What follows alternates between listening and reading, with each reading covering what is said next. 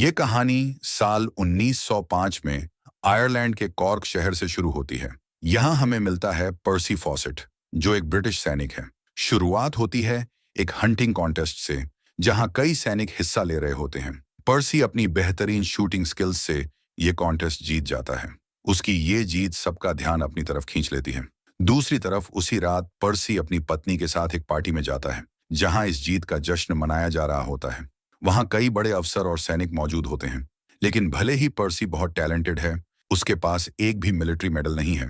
लोग उसके बारे में फुसफुसाते हैं कि ये अच्छा सोल्जर है, मगर इसकी फैमिली की बदनामी इसकी तरक्की रोक रही है। असल में उसके पिता शराब और जुए के शौकीन थे, जिसकी वजह से लोग पूरी फैमिली को नीचा समझते हैं। पर्सी ये सब सुनकर अंदर ही अंदर ठान लेता है कि वो अपनी फैमिली का नाम रोशन करेगा। शायद यही वजह है कि उसकी आने वाली जर्नी सिर्फ एक मिशन नहीं, बल्कि अपनी इज्जत वापस पाने की लड़ाई बन जाती है। दूसरी तरफ साल 1906 में पर्सी को लंदन बुलाया जाता है, जहां उसकी मुलाकात होती है सर जॉर्ज गोल्डी से। वो रॉयल जियोग्राफिकल सोसाइटी के बड़े अफसर होते हैं। वहां पर्सी को एक बहुत बड़ा ऑफर मिलता है। उसे बोलीविया के जंगलों का नक्शा तैयार करना होगा। उन्हें बताते हैं कि अमेजन का बड़ा हिस्सा अब तक अनजान है और किसी ने पूरी तरह एक्सप्लोर नहीं किया है। यहीं से शुरू होती है एक खतरनाक यात्रा, जो पर्सी की जिंदगी हमेशा के लिए बदल देगी। कहानी आगे बढ़ती है, जहां हमें पता चलता है कि वो जमीन जहां पर्सी जाने वाला है, रबर के पेड़ों से भरी हुई है। ये पेड़ उस समय बहुत बड़ी कमाई का जरिया थे, लेकिन यहाँ एक बड़ी समस्या थी। बोलीविया और ब्राजील के बीच बॉर्डर को लेकर झगड़ा चल रहा था। दोनों देश चाहते थे कि ब्रिटेन बीच में आकर फैसला करे, वरना ये मामला युद्ध तक पहुंच सकता था। दूसरी तरफ सर जॉर्ज गोल्डी पर्सी को यह खतरनाक जॉब ऑफर करते हैं। उसे इन अनजान इलाकों का नक्शा तैयार करना होगा। पहले तो पर्सी एक ज्यादा नामी मिशन मांगता है, ताकि जल्दी से बड़ा नाम कमा सके। यहाँ साफ दिखता है कि पर्सी के अंदर शोहरत और अपनी पहचान बनाने की भूख कितनी गहरी है। लेकिन सर जॉर्ज समझाते हैं कि ये कोई आम मिशन नहीं है। ये जगह बेहद खतरनाक है। वहां का मौसम बहुत कठोर है, जानलेवा बीमारियां हैं और ऐसी जनजातियां हैं जो शायद दोस्ताना न हो। अगर पर्सी इस मिशन में सफल हो गया तो उसे बहुत इज्जत मिलेगी। दूसरी तरफ जब पर्सी घर लौटता है, तो वो ये बात अपनी पत्नी को बताता है। उसकी पत्नी पूरी तरह उसका साथ देती है, क्योंकि वो जानती है कि ये सफर उनकी जिंदगी बेहतर बनाने के लिए है। पर्सी उससे कहता है, जब मैं लौटूंगा तो शायद तुम मुझे पहचान न पाओ, लेकिन मुझे जाना होगा। उसकी पत्नी जवाब देती है, हाँ, मुझे पता है। अप्रैल 1906 में पर्सी अमेजन की तरफ अपनी खतरनाक यात्रा पर निकल पड़ता है। सफर के दौरान जहाज पर उसकी मुलाकात होती है हेनरी कॉस्टिन से, जो इस मिशन में उसका साथी बनने वाला है। शुरुआत में पर्सी परेशान हो जाता है, क्योंकि एक हफ्ते से वो साथ सफर कर रहे हैं, लेकिन बात तक नहीं हुई।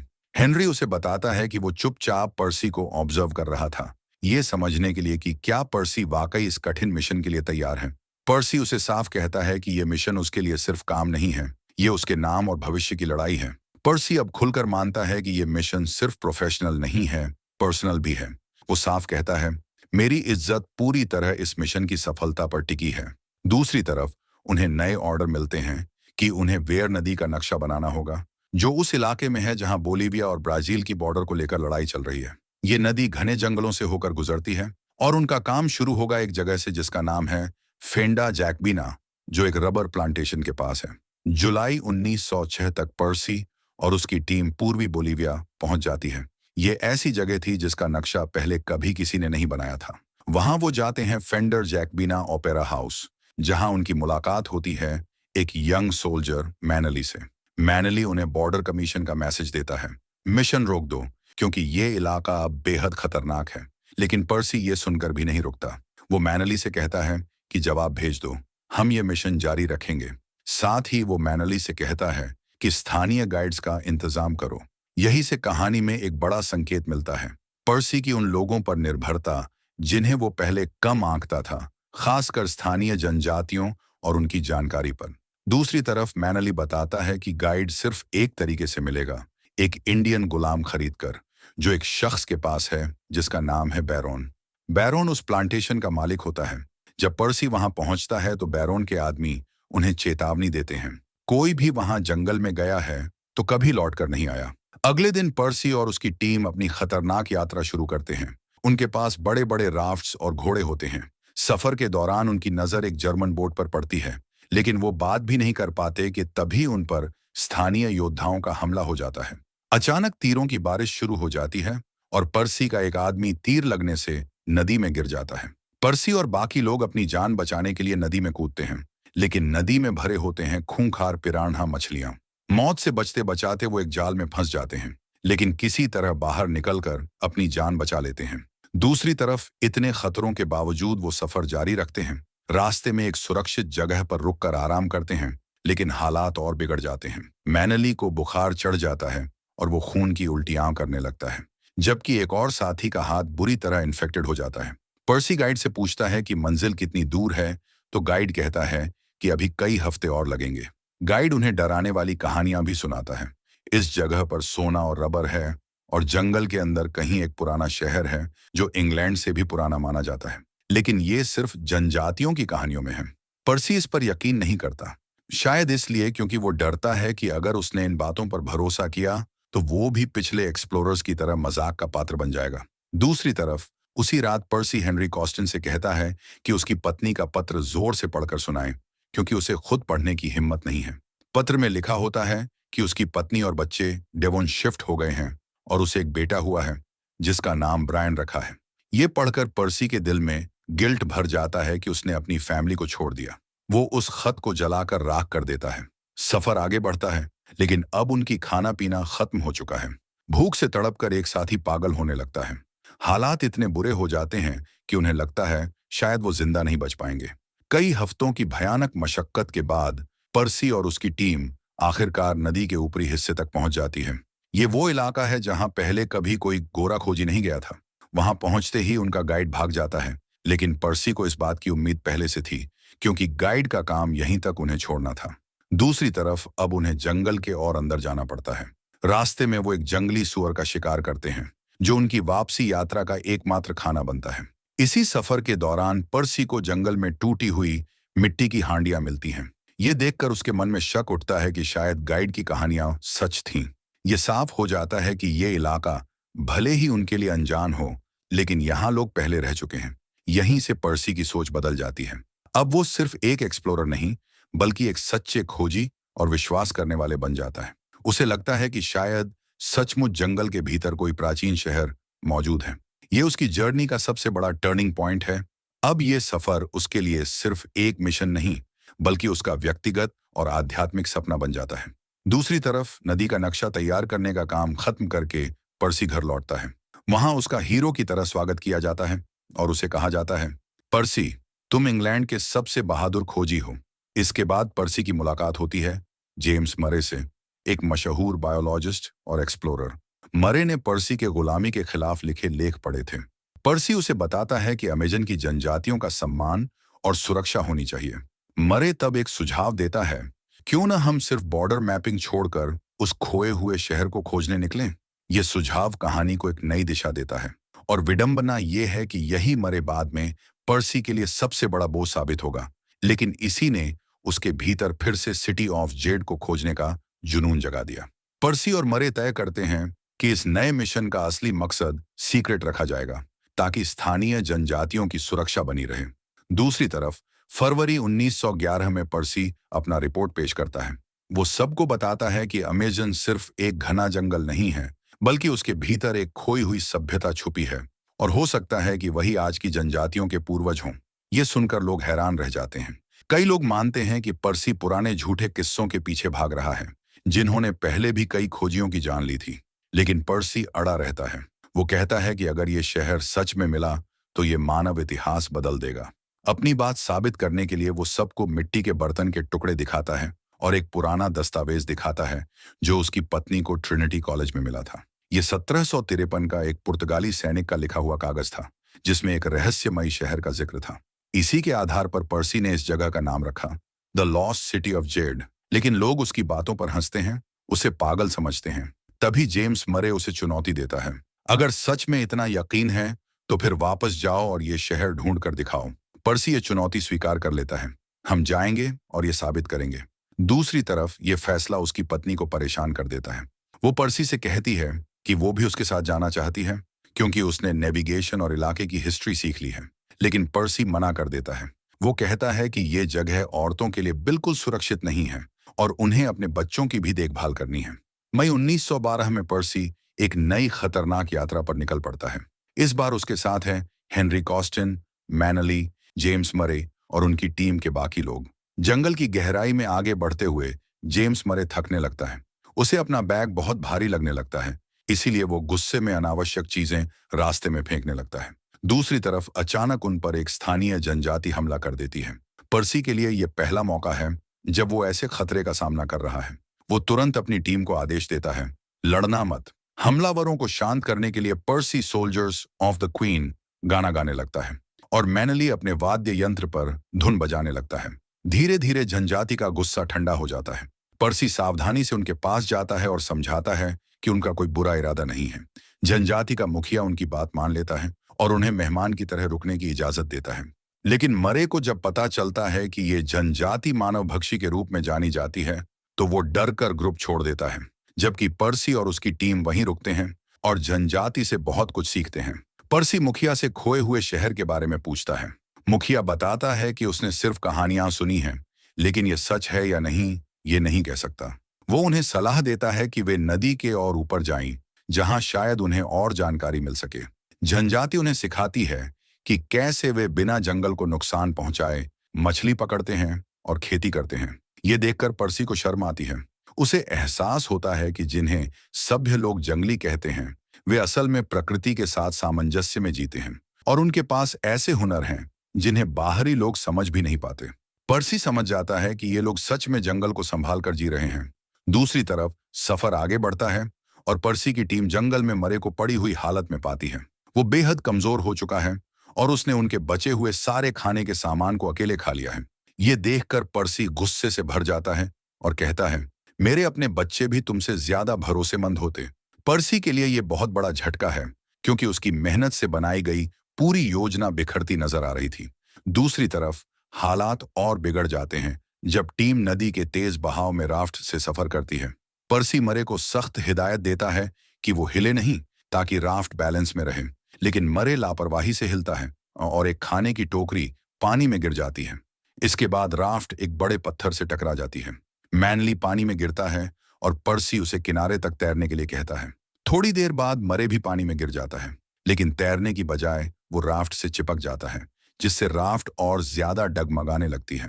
पर्सी गुस्से में चिल्लाता है, छोड़ दो इसे, बेवकूफ। किसी तरह मैनली मरे को किनारे तक खींच लाता है। अब तक की गड़बड़ी के कारण उनकी 2 खाने की टोकरियां नदी में बह चुकी हैं। पर्सी मरे पर बहुत गुस्सा होता है, क्योंकि उसकी वजह से हालात और खराब हो रहे थे। ऊपर से मरे की तबीयत और बिगड़ने लगती है और वो उल्टा पर्सी को ही दोष देने लगता है। दूसरी तरफ उसकी खराब हालत के कारण उनकी स्पीड बहुत धीमी हो जाती है। लंबी चर्चा के बाद टीम ये तय करती है कि मरे को वापस भेजना ही सही होगा।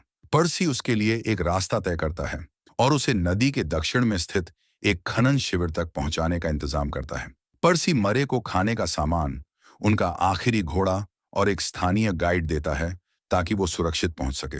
पर्सी उसे समझाता है कि उसकी खराब तबीयत बाकी टीम की जान खतरे में डाल सकती है, लेकिन शुक्रिया कहने के बजाय मरे पर्सी पर इल्जाम लगाता है और कहता है, तुम्हें मेरी या इस टीम की कोई परवाह नहीं। मरे के जाने के बाद टीम को पता चलता है कि उसने जाते जाते उनके बाकी बचे खाने के सामान को भी खराब कर दिया है। अब उनके पास कुछ भी खाने को नहीं बचा और मजबूरी में उन्हें अपनी यात्रा बीच में ही छोड़कर वापस लौटना पड़ता है। पर्सी बार बार टीम को समझाता है कि इतनी जल्दी हार मत मानो, लेकिन खाने का स्टॉक 1 हफ्ते के लिए भी काफी नहीं था। आखिरकार पर्सी सफर खत्म करने का फैसला करता है। दूसरी तरफ जब पर्सी घर लौटता है, तो उसे पता चलता है कि उसकी पत्नी ने उनके तीसरे बच्चे को जन्म दिया है, एक प्यारी सी बेटी, जिसका नाम उन्होंने जोन रखा। पर्सी अपनी पत्नी का दिल से शुक्रगुजार होता है, जिसने उसकी गैर मौजूदगी में पूरे परिवार को संभाल लिया। कुछ दिन बाद पर्सी और उसकी टीम रॉयल जियोग्राफिकल सोसाइटी की मीटिंग में जाते हैं, जहां मरे भी मौजूद होता है। वहां मरे सबके सामने पर्सी पर आरोप लगाता है कि उसने उसे जंगल में अकेला छोड़ दिया। पर्सी सफाई देता है कि उसने मरे को पर्याप्त सामान दिया था और वो फैसला टीम की सुरक्षा के लिए लेना पड़ा। मरे गुस्से में कहता है कि यह सफर पूरी तरह बेकार रहा, क्योंकि उन्होंने जंगली कबीलों में ही समय बर्बाद किया और खोए हुए शहर का कोई सबूत नहीं मिला। तभी हेनरी गुस्से में बीच में बोल पड़ता है और मरे पर खाने का सामान खराब करने का इल्जाम लगाता है। मरे अपनी बेगुनाही साबित करने की कोशिश करता है और उल्टा हेनरी और मैनली पर झूठ बोलने का आरोप लगाता है। ये सुनकर हेनरी भड़क जाता है और कहता है, हमें मरे को जंगल में ही मरने देना चाहिए था। तभी डायरेक्टर बीच में आकर माहौल को शांत करता है। मीटिंग में मरे जोर देकर कहता है कि पर्सी को सबके सामने अपनी गलती माननी होगी, यहां तक कि उसकी पत्नी के सामने भी। लेकिन पर्सी इनकार कर देता है और कहता है कि उसने मरे के लिए जितना कर सकता था किया। उसने उसे घोड़ा दिया, अतिरिक्त खाना दिया और कभी उसे छोड़ा नहीं, जबकि बाकी टीम ऐसा चाहती थी। इसके बावजूद मरे गुस्से में बार बार माफी की मांग करता है। तुम अभी मुझसे माफी मांगो। मीटिंग खत्म होने के बाद पर्सी एसोसिएशन से इस्तीफा दे देता है। घर लौटने पर उसकी पत्नी बताती है कि मरे ने उसका नाम वॉर ऑफिस को भेज दिया है। इसका मतलब है कि पर्सी को अब युद्ध में जाना पड़ेगा। यह सुनकर उसका बेटा जैक नाराज हो जाता है। वह पर्सी पर आरोप लगाता है कि वह हमेशा उन्हें छोड़कर चला जाता है। जैक कहता है, आप अभी अभी असफल यात्रा से लौटे हैं और अब फिर युद्ध में जा रहे हों। पर्सी समझाने की कोशिश करता है कि देश की सेवा उसका फर्ज है, लेकिन जैक सवाल करता है, क्या आपको कभी हमारे बारे में भी सोचते हो? माँ और परिवार के प्रति आपकी क्या जिम्मेदारी है? भावनाओं में बहकर पर्सी गुस्से में जैक को थप्पड़ मार देता है। उसकी पत्नी जैक को संभालती है और उसे भरोसा दिलाती है कि पर्सी जो कुछ भी कर रहा है उनकी भलाई के लिए कर रहा है। 2 साल बाद पर्सी फ्रंट लाइन पर अपनी सेना के साथ तैनात होता है। तभी खबर मिलती है कि मरे एक कैनेडियन टीम के साथ आर्कटिक अभियान में गया था, लेकिन बीच में ही भाग गया। यह सुनकर पर्सी और उसके साथी यकीन कर लेते हैं कि मरे एक कायर है। एक दिन उनकी कैंप में रूस से आई एक महिला भविष्यवक्ता आती है। सबको यह जानने की उत्सुकता होती है कि वह मेजर पर्सी के बारे में क्या कहेगी। वो भविष्यवक्ता पर्सी से कहती है कि जिस जगह को वो खोज रहा है वो उसकी कल्पना से भी कहीं ज्यादा महान है। उसका कहना है कि जब तक पर्सी उस जगह को नहीं ढूंढ लेता उसकी आत्मा को शांति नहीं मिलेगी, क्योंकि ये उसका भाग्य है। 26 सितंबर 1916 को पर्सी और उसके सैनिक दुश्मनों पर हमला करने की तैयारी करते हैं। पर्सी अपने सैनिकों को हौसला देता है, अपने परिवार और साथियों के लिए बहादुरी से लड़ो। लेकिन इस लड़ाई में पर्सी को गोली लग जाती है। वह बच तो जाता है, लेकिन उसकी आंख बुरी तरह से प्रभावित हो जाती है। डॉक्टर कहता है कि वो जिंदा रहेगा, लेकिन अब आगे एक्सप्लोरेशन करना उसके लिए बहुत खतरनाक होगा। पर्सी को यह सुनकर गहरा दुख होता है, क्योंकि खोए हुए शहर को ढूंढना उसकी जिंदगी का सबसे बड़ा सपना था।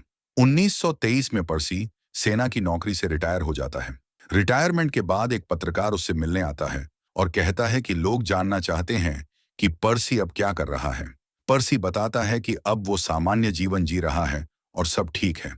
पत्रकार ये भी बताता है कि पर्सी की अमेजन यात्रा से लोग बहुत प्रेरित हुए हैं और अमेरिका में खोजबीन के लिए एक नई लहर उठी है। साथ ही वह बताता है कि डॉक्टर हैमिल्टन राइस अब रेडियो और हवाई जहाज जैसी आधुनिक तकनीकों के साथ ब्राजील में एक अभियान की तैयारी कर रहा है। बहुत सारे लोग पहले ही डॉमिन राइस के अभियान में शामिल होने के लिए तैयार हो चुके थे। पर्सी ये सब चुपचाप सुनता है और सिर्फ इतना कहता है, उम्मीद है ये लोग जो भी खोजें उसका सम्मान करेंगे और उसे नुकसान नहीं पहुंचाएंगे। यहाँ पर्सी पहले से ज्यादा समझदार और शांत लगता है, जैसे अब उसे एहसास हो गया हो कि कभी वो भी इस रहस्य को जीतने की सोचता था, लेकिन असली मायने सम्मान के हैं। एक दिन जैक खरगोशों का शिकार करके शूटिंग की प्रैक्टिस कर रहा होता है। तभी पर्सी उसके पास आता है और उसे एक हार देता है जो उसे ग्रीन ट्राइब से मिला था। जैक अपने पिता से पूछता है, क्या आप अब भी उस खोए हुए शहर पर विश्वास करते हैं? पर्सी कुछ नहीं कहता, बस हल्की सी मुस्कान के साथ सिर हिलाता है। तभी जैक कहता है, मैं आपके साथ जाना चाहता हूँ उस शहर को ढूंढने। पर्सी मना कर देता है और कहता है, ये सफर बहुत खतरनाक है और मैं अब बूढ़ा हो गया हूँ। लेकिन जैक जिद करता है, हम दोनों साथ होंगे तो एक बार में उस शहर को खोज लेंगे। वो आगे कहता है, अगर अमेरिकन लोग वहां पहुंच गए तो वो अपने हथियारों से सब बर्बाद कर देंगे। हमें उन्हें रोकना होगा और शहर को बचाना होगा। जैक के इस जज्बे में उसके पिता की ही झलक थी। आखिरकार पर्सी मान जाता है, लेकिन शर्त रखता है, पहले तुम्हें अपनी माँ को मनाना होगा। बाद में जैक अपनी माँ से बात करता है। वो सच बताता है कि ये सफर खतरनाक है, लेकिन फिर उसे वही सलाह याद दिलाता है जो उसकी माँ हमेशा देती थी, जिंदगी को अपने कंफर्ट जोन से बाहर जीना चाहिए। उसकी माँ अपने ही शब्द सुनकर चुप हो जाती है और कहती हैं, तुमने मेरे ही शब्द मेरे खिलाफ इस्तेमाल किए हैं, मैं कैसे मना करूं। आखिरकार वो मान जाती है और जैक को पिता के साथ जाने की इजाजत दे देती है। पर्सी अपने पुराने दोस्त हेनरी को भी साथ चलने के लिए कहता है, लेकिन हेनरी साफ मना कर देता है। वो कहता है, मैं अपनी पत्नी और बच्चे को छोड़कर नहीं जा सकता और इतनी बड़ी यात्रा का खर्च भी नहीं उठा सकता। पर्सी को लगता है कि शायद हेनरी अब उस खोए हुए शहर पर विश्वास नहीं करता, लेकिन तब कॉन्स्टेंट समझाता है, मैं शहर पर शक नहीं करता, बस सोचता हूं कि अगर हमने इसे ढूंढ भी लिया तो क्या ये सच में हमें वो जवाब देगा जिसकी हम उम्मीद कर रहे हैं। 3 दिसंबर 1924 को पर्सी प्रेस के सामने ऐलान करता है कि वो फिर से जंगल लौट रहा है, इस बार अपने बड़े बेटे जैक के साथ खोए हुए शहर जेड की तलाश में। रॉयल ज्योग्राफिकल सोसाइटी इस अभियान के लिए फंड देने के लिए तैयार हो जाती है। सोसाइटी का हेड तो यहां तक कहता है कि पिछली बार जब मरे के साथ विवाद हुआ था तब हमने तुम पर भरोसा नहीं किया, उसका अफसोस है। इवेंट के दौरान पर्सी मीडिया को वो कंपास दिखाता है जो उसने 20 साल से संभाल कर रखा है। वो कहता है, जब हम जेड पर पहुंचेंगे ये हमारी जीत का निशान होगा। आखिरकार वो दिन आ जाता है। अप्रैल 1925 में पर्सी और जैक अमेजन के जंगलों में पहुंचते हैं। रास्ते में पर्सी एक पुरानी प्लांटेशन दिखाता है और दोनों आगे बढ़ते हैं। चलते चलते वो एक लोकल ट्राइब के गांव पहुंचते हैं। वहां के लोग पर्सी को बताते हैं कि एक गुफा है जिसे किसी बाहरी ने कभी नहीं देखा, और एक बड़ी सी चट्टान है जिस पर इंसानों और घोड़ों की आकृतियां बनी हैं। उनका मानना है कि यही शहर का रास्ता हो सकता है। पर्सी और जैक का वहां गर्मजोशी से स्वागत किया जाता है। पर्सी को यकीन होता है कि सब इंसान एक ही पूर्वज से जुड़े हुए हैं। कुछ समय आराम करने के बाद दोनों अपनी यात्रा जारी रखते हैं। जंगल के अंदर जाते जाते उनका सामना एक दुश्मन ट्राइब से हो जाता है। जान बचाने के लिए दोनों को भागना पड़ता है। काफी दूर तक भागने के बाद उन्हें एक दूसरी ट्राइब मिलती है जो उनकी जान बचाकर अपने गांव ले जाती है। वहां उनके लिए खास रस्में की जाती हैं। दूसरी तरफ जंगल की गहराई में सफर करते करते जैक डरने लगता है। उसे लगता है कि अब वे दोनों यहीं मर जाएंगे, लेकिन पर्सी उसे समझाता है, बेटा ये दुनिया रहस्यों से भरी है। अगर हमें सारे जवाब न भी मिले तो भी ये सफर हमारी जिंदगी को नया मायने दे चुका है। इसके बाद दोनों तय करते हैं कि अब वे वही करेंगे जो जनजाति उनसे कहेगी। साल बीतते जाते हैं, लेकिन पर्सी और जैक कभी वापस नहीं लौटते। घर पर पर्सी की पत्नी उम्मीद नहीं छोड़ती और रॉयल जियोग्राफिकल सोसाइटी के पास जाती है। वहां उसे बताया जाता है कि एक ब्राजीलियन आदमी ने दावा किया है कि उसने पर्सी और जैक को स्थानीय जनजाति के बीच जिंदा देखा था, लेकिन सोसाइटी का डायरेक्टर कहता है कि शायद अब मान लेना चाहिए कि वो कभी वापस नहीं आएंगे। फिर भी वो ब्राजीलियन आदमी एक चीज देता है, वही कंपास जो पर्सी हमेशा अपने पास रखता था। इसे देखकर उसकी पत्नी सोच में पड़ जाती है, क्या सच में पर्सी और जैक ने खोया हुआ शहर ढूंढ लिया और वहीं रह गए? कहानी यहीं खत्म होती है, लेकिन एक बड़ा खुलासा सामने आता है। करीब 100 साल तक लोग पर्सी के विश्वास का मजाक उड़ाते रहे, लेकिन बाद में पुरातत्वविदों ने अमेजन जंगल में प्राचीन सड़कों, पुलों और खेती के बड़े सबूत खोज लिए, और उनमें से एक जगह वही थी जिसके बारे में पर्सी ने कहा था, शायद यही है खोया हुआ शहर जेड।